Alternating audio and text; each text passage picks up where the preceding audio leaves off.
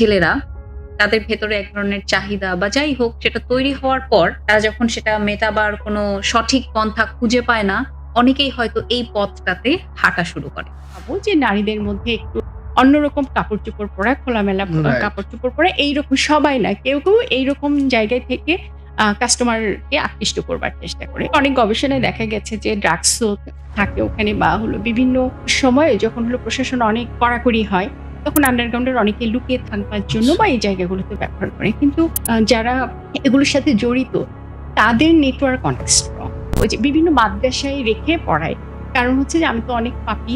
কাজে আমার কিছুটা হচ্ছে যে আমার পাপ লাঘব হবে আমার হুম। সন্তান যদি মাদ্রাসায় পড়তে পারে সেরকম জায়গা থেকে। দোতলা একটা বাসায় ছিল, সেখান থেকে হেঁটে নেমে আসলো কাঁদতে, কাঁদতে হাত ভাঙা। যে এত কিছুর পরেও মানুষ বেঁচে থাকে এবং একটু ভালো থাকার আশায় বেঁচে থাকে। অনেক সময় যে প্রেম করে ধরেন পালিয়ে বিয়ে করা যে আমাদের তো অনেক এরকম রেকর্ড আছে আমাদের। রেকর্ড আছে, হ্যাঁ? এবং নিজের সোজা ওখানে বিক্রি করে দেয়। মানে তাহলে আসলে এটা শেষ কোথায়? মানে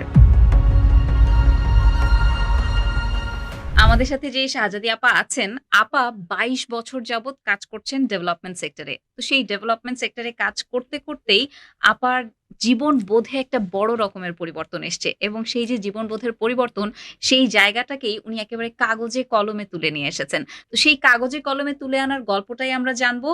এই যে পেশাটা কি বাংলাদেশে লিগ্যালি তারা এই পেশাটাতে আছেন? বা কিভাবে আছেন?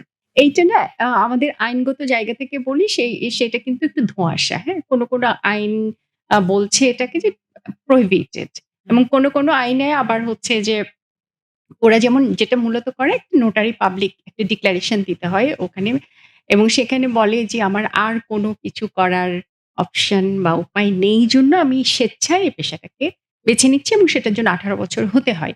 যেহেতু নোটারি পাবলিক কিন্তু একটা সিস্টেমেটিক একদমই তাই। একদম হ্যাঁ, এক হ্যাঁ। মানে ইয়ে। তো সেই অর্থে যদি বলি যে এক অর্থে আমরা কিন্তু প্রসেস এর মধ্যে দিয়ে এটাকে আসলে টিকে আছে এখন পর্যন্ত। এবং এইটার একেকটা ব্রথেলের যে দেখাশোনার ভার কিন্তু সেখানকার থানার। হ্যাঁ? কাজে এটার সাথে প্রশাসন একেবারে ওতপ্রোতভাবে জড়িত এবং হচ্ছে ওখানে পাহারাদারও থাকে কিন্তু প্রশাসন পুলিশের লোকজন থেকে। কাজেই এইটাকে একেবারে বিচ্ছিন্ন কোনো কিছু সেটা বলার কোনো রকম কোনো সুযোগ নাই। তার মানে ওদেরকে তো আমরা আসলে পতিত কোনো অর্থেই বলার বলতে ব পারি না। পতিত বলার কারণ শব্দটা তো আমরাই যুক্ত আসলে ওই কাজের একদমই তাই। সাথে। আচ্ছা এইটা কিন্তু পতিত বা পতিতা যেটাই আমরা বলি না, এটা কিন্তু আসলে পুরুষতান্ত্রিক সমাজের যে গতানুগতিক টেনডেন্সি যে প্রবণতা যেটা যে হুম। নারীদেরকে আগেভাগেই হচ্ছে যে হুম। ছুঁড়ে ফেলে ঘৃণ্য বললে তখন আর কেউ ওটা নিজে একদম মানে আ ধোয়া হাত পা এরকম অচ্যুত টাইপের একটা হ্যাঁ, জায়গায় ওরকম একটা ছেড়ে জায়গা। দেয়া। এটাও তো এক ধরনের হচ্ছে যে যেমন নারীকে ছোট করে দেখানো, পুরুষেরও অধীন দেখানো এগুলো তো এক এক মানে একেবারেই মানে আমরা বলি যে যুক্তি তর্কর কি বলবো? অনেকটা গবেষণালব্ধ জিনিসগুলো আমরা যেভাবে বলি, জি এটা আপু। ওরকম একটা সিস্টেমেটিক প্রক্রিয়া। যেটাকে হচ্ছে যে পুরুষতান্ত্রিক প্রক্রিয়া বলা হয় আরকি। তো এইখানে হচ্ছে বিষয়টা এরকমই। একই সাথে মনে করছি একটা ছোট্ট ঘটনা। আমি কোভিড ওই কমিউনিটি যখন খাবার দিতে গেলাম আপা, একজনের হাত ভাঙা ছিল। তো সে আমাকে বলল যে, "আমাকে একটু ৳৫,০০০ একটু বেশি দেওয়া যায়?" আমি বললাম যে, "কেন?" তো বলল যে, "আসলে আমি এরকম আমার কাস্টমারের কাছে গেলাম, তখন উনি আমার সাথে থাকলেন। আমি যখন পেমেন্ট চাইলাম, উনি আমাকে পেমেন্টটা দিল না।" হ্যাঁ?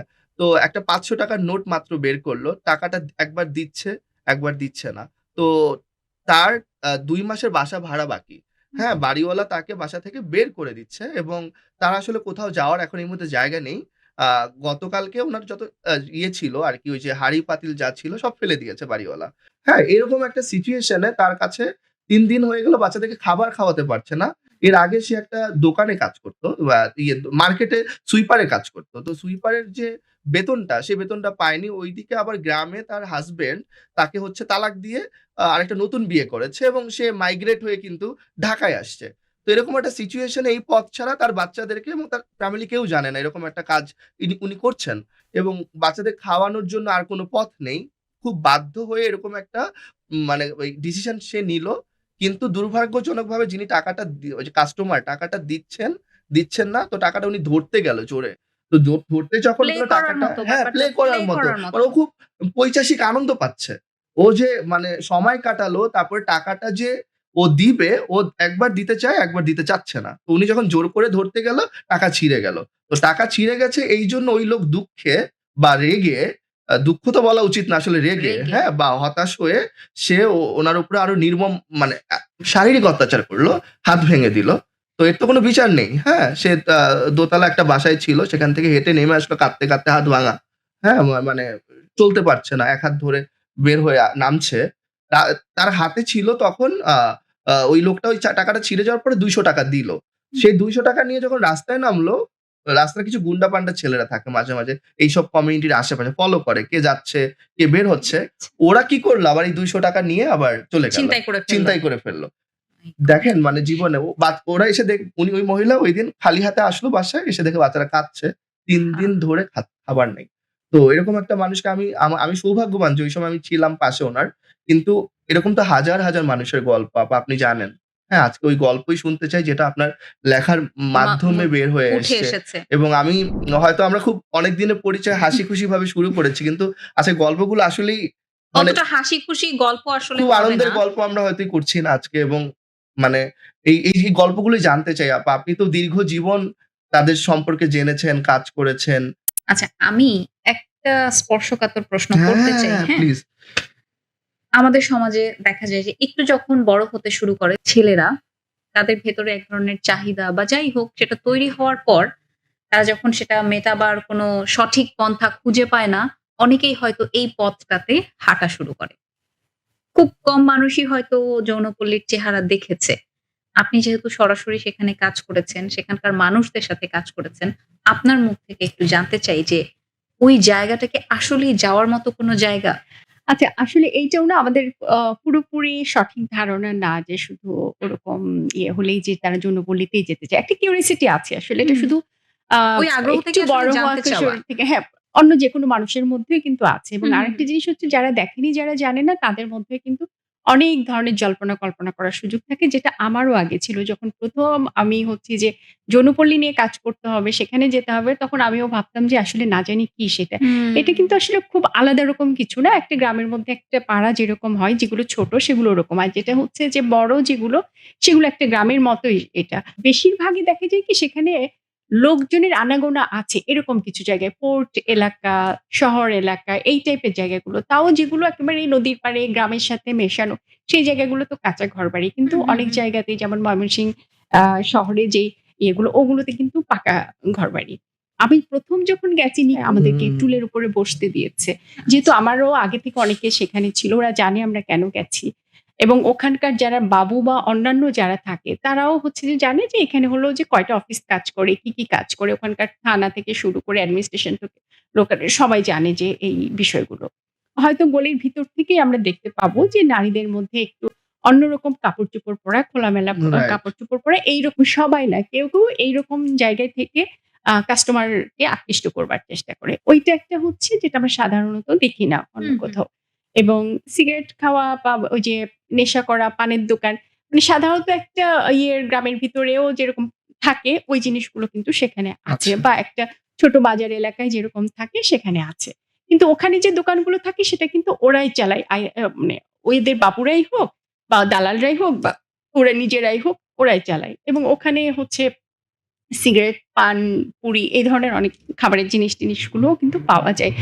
আ এবং হচ্ছে যে অনেক গবেষণায় দেখা গেছে যে ড্রাগসও থাকে ওখানে বা বিভিন্ন সময়ে যখন প্রশাসন অনেক কড়াকড়ি হয়, তখন আন্ডারগ্রাউন্ডের অনেকে লুকিয়ে থাকবার জন্য আচ্ছা। বা এই জায়গাগুলোতে ব্যবহার করে। কিন্তু মাই গড! শুরুতেই এটা একটা ইস্যু, হ্যাঁ, বিগ ওটা ইস্যু। কিন্তু এটা একটা আসলেই ইস্যু। তবে ওই যে কেউ যেতে গেলে এমন অনেকগুলো আছে সামনে থেকে কিছুই বুঝতে পারবে না যে এটার ভিতরে হচ্ছে যে কি হচ্ছে বা আচ্ছা।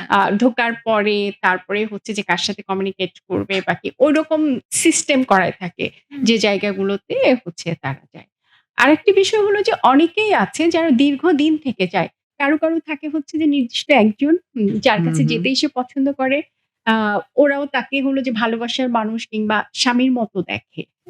অনেকে আছে দায়িত্ব পালন করে। থাকে ব্রথেলে, হুম, হ্যাঁ? হুম, হুম। বা তার সেই পছন্দের মানুষ যে আসলে বাইরে হুম, থাকে, হুম, হুম। বাইরে হয়তো তার সংসার আছে, আলাদা আ আ আচ্ছা। স্ত্রী আছে একদমই। কিন্তু ভিতরে তার একজন কেউ আছে।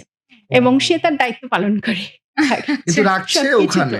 রাখছে ওখানে। কারণ মেইনস্ট্রিম সোসাইটি হয়তো তাকে একসেপ্ট করবে না এইজন্য তাকে আহ আনছে না, নাকি তাকে এগুলো না বিভিন্ন বিভিন্ন আঙ্গিক আছে। আঙ্গিক আছে। একেকজনের জীবনে একেক রকম ঘটনা। কেউ আনতে চাইলে হুম, সে নিজেই বলে যে আমি সোসাইটিতে যেয়ে থাকতে পারব না। হুম, বেশিরভাগ ক্ষেত্রেই কেউ বিয়ে করে তাকে সামাজিক মর্যাদা দিবে এটা করতে চায় না করতে আসলে, চায় না। হ্যাঁ?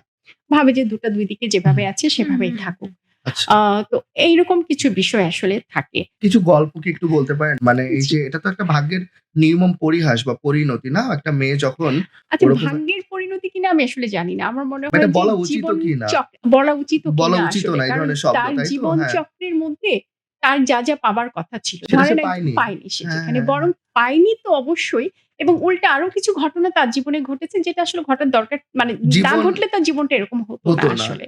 এবং প্রতিটা সে তো একটা মানুষ, সে এই দেশের নাগরিক। সে এখানে ভোট দিচ্ছে। তার হচ্ছে রাইট। ন্যাশনাল আইডি আছে। কাজেই মানুষ হিসেবে তার যা পাবার কথা। একদমই সেই মানে জায়গাগুলোও কিন্তু সে পাচ্ছে একদমই না। তাই অধিকারগুলো এবং নিশ্চিত না, হয় না। একদমই তাই যে কথা বলতে গিয়েও কিন্তু আসলে আমাদের জানা হয়। আমরা কিন্তু প্রায়ই কোনো একটা ঘটনার জন্য বা এই যে যাদের নিয়ে কথা বলছি আমি কিন্তু বলেই ফেলছি খুব হুট করে, যেটা আমাদের প্রচলিত শব্দ না? মানে হুম, শব্দের হুম, ব্যবহার। হুম, আমরা কিন্তু হুম। চিন্তা না করেই বলছি যে ভাগ্যের হ্যাঁ, নির্মম পরিহাস এইজন্যই সেই মানুষটা আজকে এখানে আছে। নাকি একসময় জীবন তাকে জীবন যুদ্ধ বা জীবনের তার সাথে যে তার যে রাইটস গুলো ছিল, হ্যাঁ? তার যে মৌলিক অধিকার ছিল, সমাজ থেকে তার যা দেশ থেকে তার যা পাবার কথা ছিল, হুম, হুম, হুম। সেই সুযোগ সুবিধা, সেই অধিকারগুলো না পাওয়ার কারণেই তো আজকে তাকে ওখানে থাকতে হচ্ছে।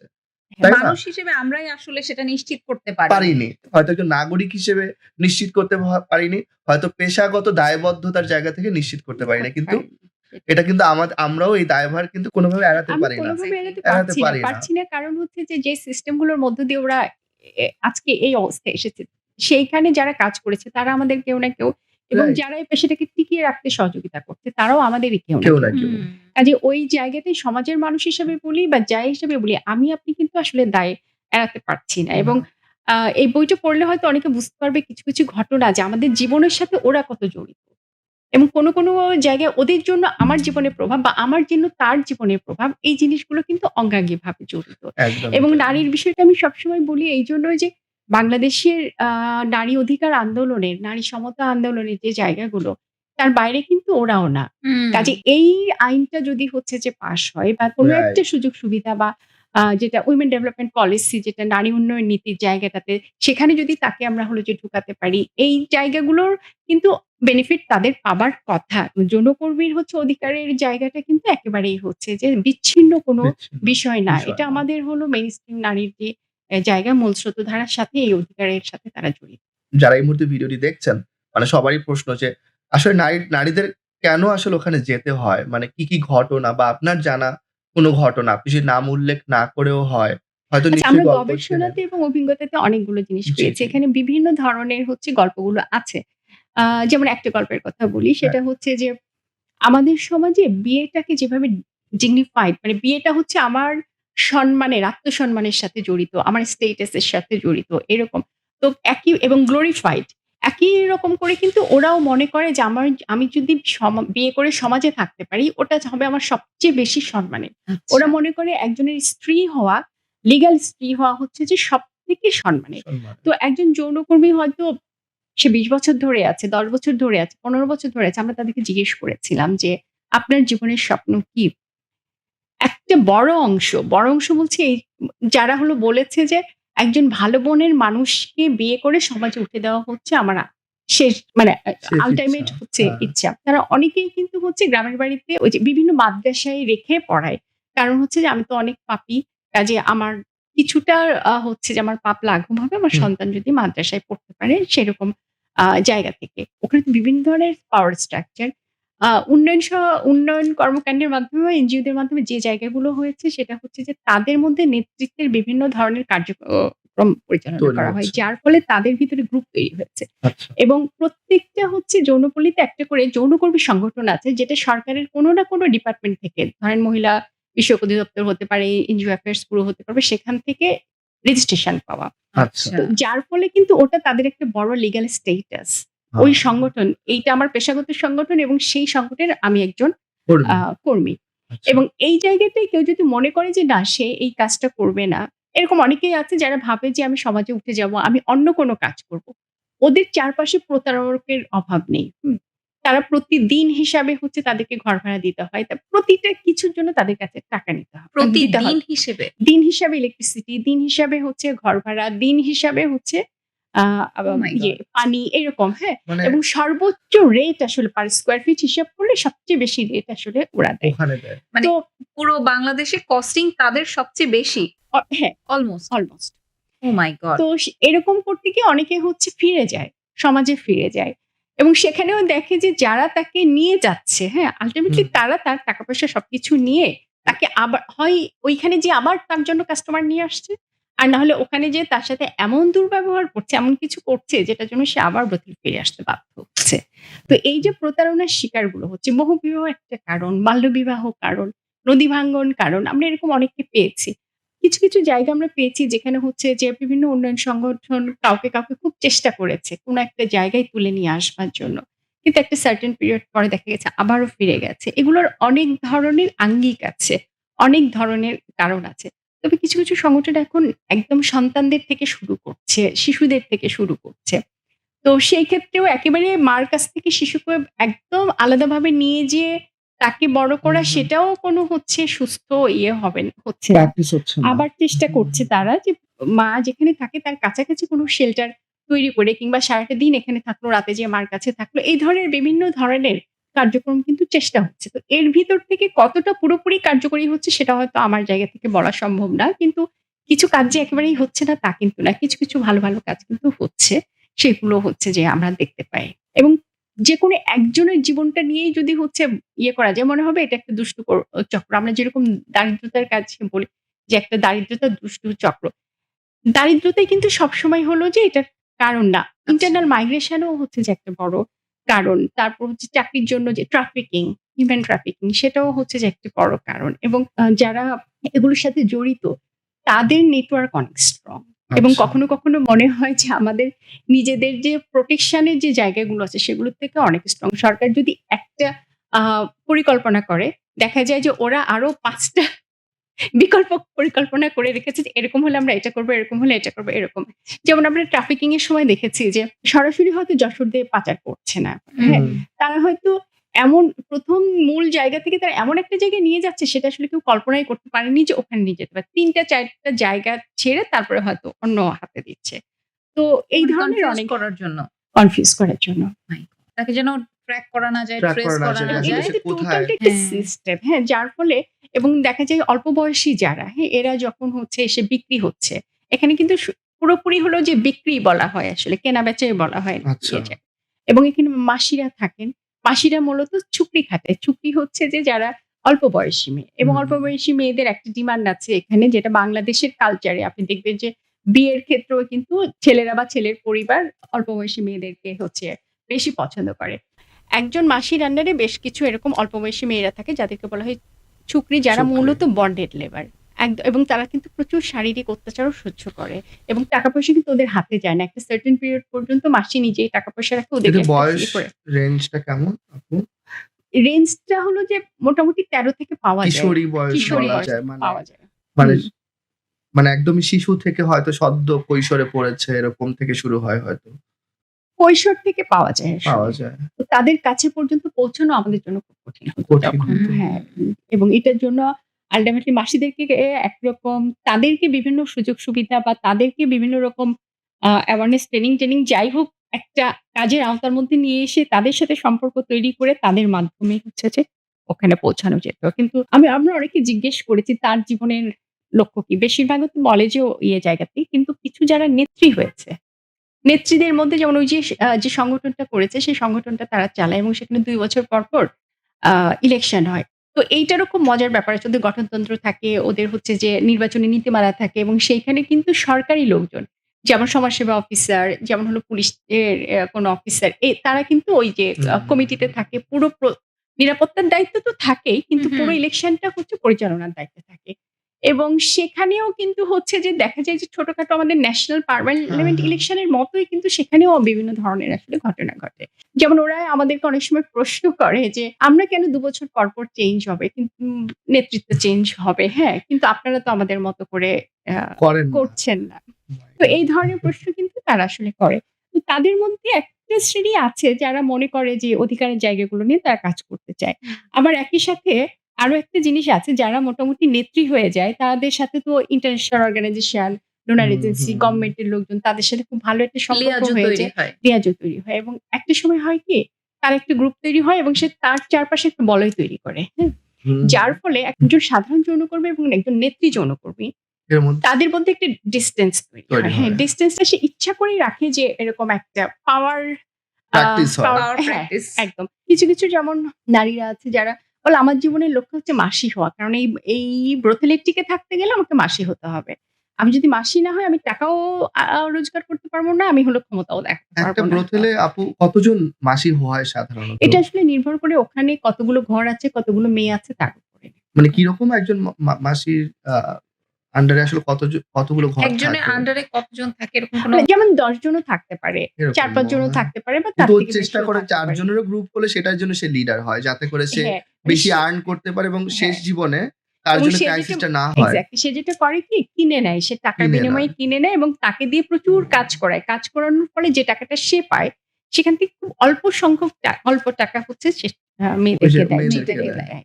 না আচ্ছা। একদম আনটোল্ড মডার্ন স্লেভারি সিস্টেম। কিন্তু একদম এখনো এইটার কোনো মানে হচ্ছে যে বিকল্প না। মানুষ টাকার বিনিময়ে বিক্রি হচ্ছে। সেই মানুষটাকে শারীরিক নির্যাতন করা হচ্ছে। সেখান থেকে একজন যে কিনে নিল সে আয় করছে। তার থেকে একটা সামান্য অংশ যে এত কিছু শোষণ, পাচ্ছে এবং বঞ্চনার কয়েক শিকার বছর হলো ধরে সে তাকে পাচ্ছে। থাকতে হয়। তারপরে একটা সময় সে ওই টাকাটা শোধ করে সেই ইয়ে থেকে বের সে হয়। টাকাটা শোধ করতে শোধ হয়। করতে হয়। হ্যাঁ, এরকম। মানে ও কাজ যদি করে ইনকাম তো হচ্ছেই না।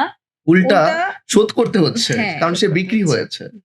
মাই গড! অনেক সময় যে প্রেমের মানে প্রেম করে ধরেন পালিয়ে বিয়ে করা যে আমাদের তো অনেক এরকম ঘটনা রেকর্ড আছে, আছে আমাদের। রেকর্ড হ্যাঁ, আছে, হ্যাঁ। হ্যাঁ? এবং নিয়ে যে সোজা ওখানে বিক্রি করে দিচ্ছে। আহা!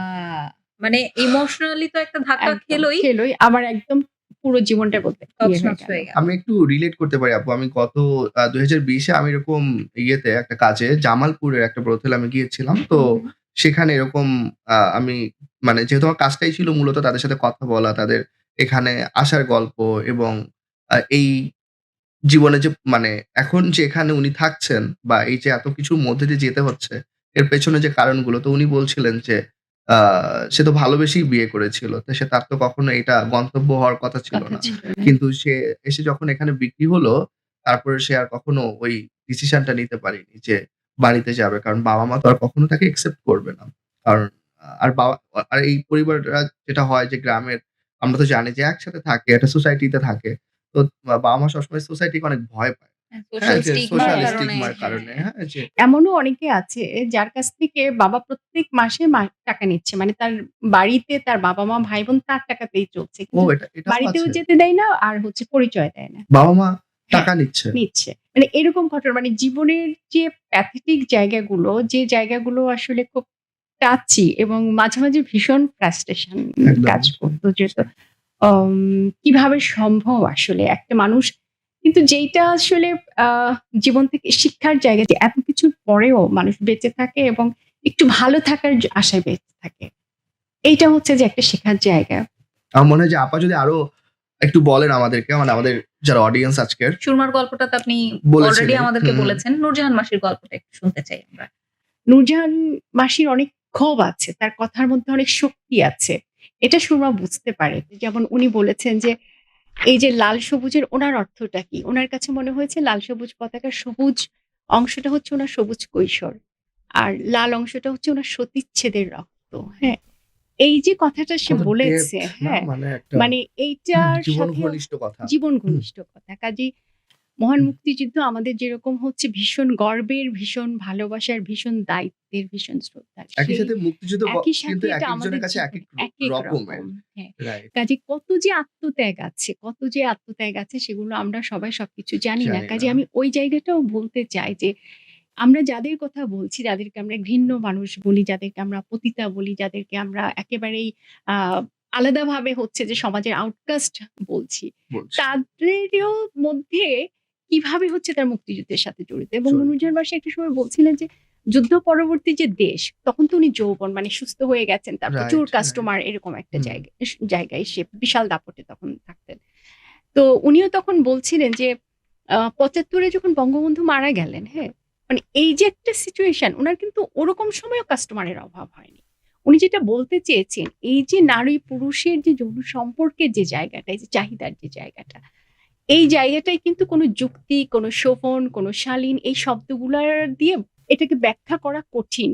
বরং হলো বাস্তবতাটা আসলে কি এটা উনি বলবার চেষ্টা করেছেন যে, এটা হলো বাস্তবতা। কাজে আমরা যদি কোনো কর্মসূচি হাতে নিই, আমরা যদি কোনো কিছু করতে চাই, আমরা যদি তাদের জীবনের পরিবর্তনের ক্ষেত্রে তাদেরকে যুক্ত করে কিছু করতে যাই, ওই বাস্তবতাগুলোকে আসলে মাথায় নিতে হবে। ওই বাস্তবতাগুলোকে কনসিডার করতে হবে। শুধুমাত্র আমার ধর্মের সাথে যায় না, আমার এটা অশালীন, এটা আমার হচ্ছে যে শিক্ষার সাথে যায় না, আমার দেশের কালচারের সাথে। এসব কথা বললে না আসলে কাজ হবে না। কারণ শত, শত বছর ধরে কিন্তু টিকে আছে। এই ব্রথেলগুলো টিকে আছে, এই ব্যবসা টিকে আছে। হ্যাঁ, এখন অনেক নতুন, নতুন আরো অনেকগুলো ক্ষেত্র তৈরি হয়েছে একই ইয়ের জন্য। সেই হিসাবে যদি বলি যে ব্রথেলগুলো খুবই সেকেলে মডেলে চলছে। কিন্তু তারপরেও চলছে এবং এখন পর্যন্ত আছে, টিকে আছে। তো নূরজাহান মাসির চরিত্রটা এখানে কিন্তু অনেক শক্তিশালী এবং আরো একটা জিনিস সে সরাসরি এনজিওদেরকে বা যদি বলি যে এখানে আসলে সুরমা হচ্ছে যে উন্নয়ন বাংলাদেশের তাদেরকে নিয়ে যে উন্নয়ন কর্মকাণ্ড, তাদের হচ্ছে একজন প্রতিনিধি হচ্ছে সুরমা, যারা এসব কাজের সাথে জড়িত। সে সুরমাকে বলছিল যে, "তোমরা হচ্ছে যে ওষুধ দাও হচ্ছে যারা ইয়াং, যাদের প্রচুর টাকা আছে তাদেরকেই তোমরা ইয়ে দিচ্ছ। হুম। কিন্তু তোমরা আমাকে ওষুধ দিচ্ছ না। আমি তো বৃদ্ধ। আমার তো শোনার সময়, ভালো সময় চলে গেছে। এখন আমি খেতে পাই না, থাকতে পারি না, আমার থাকার জায়গা নাই। এখন তো আমার আসলে সহযোগিতা দরকার। এখন থেকে আমাকে ডাক্তারের কাছে নিয়ে যাবে না। এখন থেকে কেউ আমাকে কিছু কিনে দিবে না। কাজেই আমার তো এখন দরকার। তোমরা কেমন কাজ করো? আমাদেরকে নিয়ে তোমাদের এই কেমন উন্নয়ন কর্মকাণ্ড? যেখানে হচ্ছে যে আমার কোনো হচ্ছে সুবিধা নাই।" তো সে কিন্তু ওই আঙ্গুলগুলো অনেক দিকেই তুলেছে। আমাদের পুরো উন্নয়ন কর্মকাণ্ডের রাজনীতি, দিকেও তুলেছে। অর্থনীতি, উন্নয়ন, উন্নয়ন অনেক বিভিন্ন কিছু রকমের এর যে মধ্যে। সমস্যা এবং একই সাথে সেটা তাদের জীবনে যে প্রভাব ফেলে। আপা সোজা কথায় বলতে গেলে যেটাকে আমরা সিস্টেম বলি একটা শব্দে। একেবারেই। তার মতো একজন মানুষ যে আসলে কোনোদিন সিস্টেমের দিকে পড়াশোনা উন্নয়ন, করেনি, হ্যাঁ, জীবনের আঙুলটা এত তুলেছে। কঠিন জায়গাগুলো পার হয়ে বেঁচে আছে আসলে। হুম। তার মানে তার জীবন দর্শন, তার যে শিক্ষা, তার যে কথা, এটা কিন্তু তার নিজের জীবন থেকে বলে, এটা কোনো বই থেকে কিন্তু বই সে থেকে শিখেনি। আসে। তো ওইটা মনে হয়েছে অনেক ক্ষেত্রেই আমার কাজ করতে যেয়ে অনেকের অনেক কথাতেই মনে হয়েছে যে সত্যিকারের জীবনের যে শিক্ষাগুলো না ওই জায়গাগুলোতে আছে। এই মানুষগুলোর যে জীবনবোধ সেটা খুব কঠিন বিষয় আসলে। Right, right. বাহ! ভালো লাগলো আপা আপনার সাথে কথা বলে অনেক। আমার একটা প্রশ্ন আপা, মানে হ্যাঁ। একদম শেষের দিকে যেহেতু মানে আলোচনাটা, এটা খুব দুঃখজনক, বাট তারপরেও প্রশ্নটা আমি করব। মানে এই যে গল্পের চরিত্ররা, বাস্তব জীবনের চরিত্ররা যাদের নিয়ে আজকের এই আলোচনা, আসলে তাদের জীবনের একটা পরিণতি তো আমরা ধরেই নেই যে ওখানে কিন্তু এই যে শেষ বয়সে তাদের যে স্ট্রাগলটা, সেটা হয়তো কল্পনাতীত বলবো, খুবই হ্যাঁ? কল্পনাতীত। এত এই এই মানবেতর অবস্থা। একদমই তাই। কিন্তু আমি বলছি যে এই যাত্রার শেষ কোথায় আপনি মনে করেন? বা হুম। এই চরিত্ররা আসলে অন্তিম পরিণতি কোথায়? এরা কোথায় যাবে? কি হবে? সামনের জেনারেশন যারা আসছে, পতিতা এটা এই পল্লী বলছি, ব্রথেল বলছি, যে শব্দগুলোই বলছি না কেন মেইনস্ট্রিম লেন্স থেকে, আমি বলছি যে আসলে তাদের জীবনেই আসলে কি অপেক্ষা করছে? আপনার দীর্ঘ লেখালেখির জায়গা থেকে হোক। তো আপনি যখন আজকে আবার ব্রথেলের গল্পটা বললেন যে স্বাধীনতার আগে এবং পরের গল্পটাই একই রকম। আসলে আমার মনে হয় যে মানে তাহলে আসলে এটা শেষ কোথায়? মানে মানুষজন আচ্ছা, কিভাবে শেষ নিজের কথা এই জীবনের প্রশ্নের উত্তর পরিবর্তন, মনে হয় আমার নেই। হ্যাঁ? কিন্তু রাইট, যে জায়গাটা আশা আছে যে জায়গাগুলোতে, সেখানে হচ্ছে যে একটা বড় ধরনের আ মানুষের কাছে কিন্তু মানে মেয়েদের কাছে বা নারীর কাছে যদি বলি, তাদের মধ্যে অ্যাওয়ারনেস আছে। আচ্ছা। হুম। ওনারা জানে যে কোথায় গেলে আমি স্বাস্থ্যের সেবাটুকু পাবো, কোথায় গেলে আমার বাচ্চাটাকে আমি স্কুলে ভর্তি করতে পারবো। এই ধরনের একটা পরিবর্তন এসেছে। আরেকটা জিনিস আমরা দেখতে পাই, আগে যেরকম একটা ইয়ে ছিল যে যৌনকর্মীর মেয়ে যৌনকর্মী হবে, এরকম যে রাইট। জায়গাতে। কিন্তু এখন আমরা তাদের মধ্যে দেখেছি শহরের মধ্যে বাসা ভাড়া নিয়ে সন্তানদেরকে সেখানে রেখে আ টেক উম দূরের কোনো আত্মীয়স্বজনকে কেয়ারটেকার এর মতো রেখে তারা তাদেরকে পড়াশোনা করাচ্ছে। সে নিজে সেখানে যায় না, পরিবেশ নষ্ট হবে, তারা হচ্ছে যে সমাজের কাছে হেয় হবে, বাচ্চারা আইডেন্টিফাইড হবে, এই ধরনের কিছু রাইট। জায়গায়। আচ্ছা মানে সে ব্রথেলে থেকে সেই সাপোর্ট গুলো দিচ্ছে। আগে যেটা ছিল যে একদম অন্ধভাবে বিশ্বাস করে হচ্ছে আত্মীয়স্বজনকে দিত। এখন সেই জায়গায় কিছুটা পরিবর্তন আছে। নিজে কিছুটা মনিটরিং করা, খোঁজ খবর নেওয়া সচেতন সত্যি হচ্ছে। ওই জায়গাটায়। কেউ হচ্ছে এই যে ব্যাংক অ্যাকাউন্ট করেছে। এখন অনেকেই হুম, ব্যাংক অ্যাকাউন্ট করেছে। এটা হচ্ছে যে এনজিওদের দিক থেকেও হচ্ছে একটা ইয়ে হচ্ছে। ছিল। তাতে খুব যে সবাই লাভবান হচ্ছে তা না, আবার কেউ কেউ যে হচ্ছে না তাও না। তাও না। অনেকে আছে যারা হলো যে বয়সের কথাটা হিসাব করে যে আমি কত সঞ্চয় বছর করছে। পর্যন্ত কাজটা করতে পারবো, কাজে আমার অন্য একটা জায়গায়, অন্য শহর বা গ্রাম কোনো একটা জায়গায় একটা বাড়ি করা বা একটা আয়ের ইয়ে রোজগার এর ব্যবস্থা করে, সেরকম কিন্তু সে বিকল্প আয়ের ব্যবস্থা বিকল্প করা। Even right. ইয়ের ভিতরে অবশ্য বিকল্প আয় বলতে ব্রোথেলের ভিতরে চা নাস্তার দোকান দেওয়া এরকম কিন্তু অনেক মেয়েরাই হচ্ছে যে করছে। করে, করছে। আচ্ছা। করছে একটু তো যারা একটু সচেতন আসলে। আবার অনেকে আছে এত বেশি হচ্ছে ইনকাম করে যেরকম, আবার প্রচুর নেশা করে, প্রচুর এইটা করে আবার নষ্টও করে ফেলে, এরকমও আছে।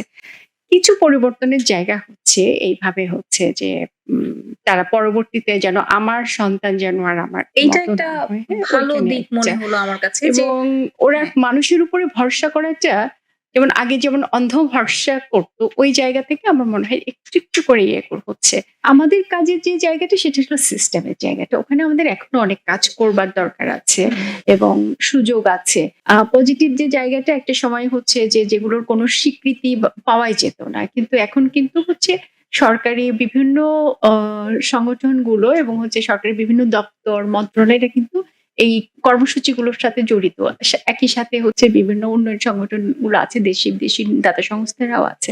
কাজে এই জায়গাটায় অবস্থার পরিবর্তন হচ্ছে, ওইটা একটা আশার বাণী দিবে। আর একটা জিনিস হচ্ছে যে তারা নিজেরা অনেকটা সংগঠিত, তারা জানে তাদেরকে তাদের অধিকারের জায়গাগুলো, কাজেই তারাই হয়তো সিদ্ধান্ত নিবে কোনো একটা সময় যে তাদেরকে ভবিষ্যতে কি করতে হবে সেই জায়গাগুলো। এবং এটা একদিনে হবে না, এটাও হচ্ছে যে একটা প্রক্রিয়া, প্রতিদিন রাইট, পরিবর্তন রাইট। হতে হতে কোনো একটা জায়গায় যাবে। তো সেই প্রত্যাশাটা কিন্তু রাখছি, অন্তত মানুষ হিসাবে তারা যেন তাদের সেই অধিকারগুলো পায়, মানুষ হিসাবে তারা তাদের সার্ভিসগুলো, সেবাগুলো এবং একটা রাষ্ট্রের কাছ থেকে তাদের যা যা পাবার কথা, সমাজের মানুষের কাছ থেকে যা পাবার কথা, সেই এই জিনিসগুলো তারা পাবে। দৃষ্টিভঙ্গির জায়গা যেটি আসলে আমরা মূল স্রোতধারায় নারীদের ক্ষেত্রেও আমরা এখনো কিন্তু পুরোপুরি পাইনি, ওটি সেই জায়গাটা আমি বলবো এটা আসলে আমাদের মূল নারী অধিকারের জায়গা, নারীর প্রতি দৃষ্টিভঙ্গি পরিবর্তনের জায়গাটার সাথে এটা ওতপ্রোতভাবে জড়িত। ধন্যবাদ আপা আপনাকে যুক্ত হওয়ার জন্য। আন্তরিক ধন্যবাদ দর্শকদেরকেও। থ্যাংক ইউ আপা।